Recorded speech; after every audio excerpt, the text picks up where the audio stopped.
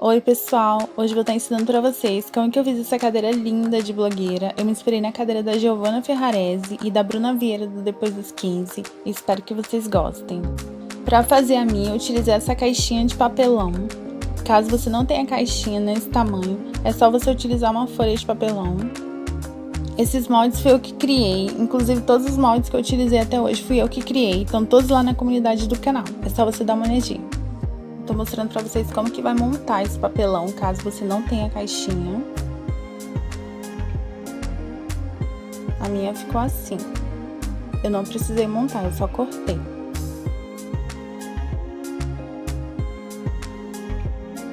Com o molde maior, você vai precisar cortar 3 peças. E com o menor, você vai precisar cortar 2 peças pro assento.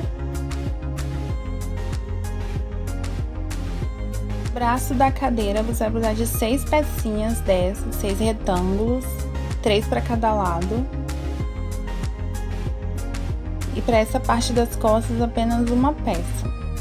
Você vai precisar utilizar cola quente. Se você for criança, peça para o papai ou para a mamãe te ajudar. Não faça essa parte sozinho, tá bom? Esse molde do assento e aquele das costas, você vai utilizar 2 vezes. Uma para cortar o papelão e agora para cortar a manta acrílica. Você vai precisar de um tecido, eu utilizei feltro, mas você pode utilizar o tecido que você quiser e da cor que você quiser. Você vai precisar de 4 palitos de bambu com a ponta, aqueles palitos de churrasco, sabe? Só que de bambu. O de bambu não quebra fácil, por isso que eu indico o de bambu, mas se você não tiver, pode ser o normal. Com aqueles palitos de bambu, você vai fazer 4 furinhos embaixo da cadeira, que serão os pezinhos dela, para você encaixar depois. A distância das laterais é 2 centímetros para cada pezinho, conforme eu tô mostrando aí para vocês. Agora é hora de montar e colar tudo. Fique bem atento a cada detalhe. Porque os moldes que eu fiz foi apenas para a parte do papelão, não foi para a parte do tecido. Então você tem que acompanhar cada detalhe para você entender direitinho.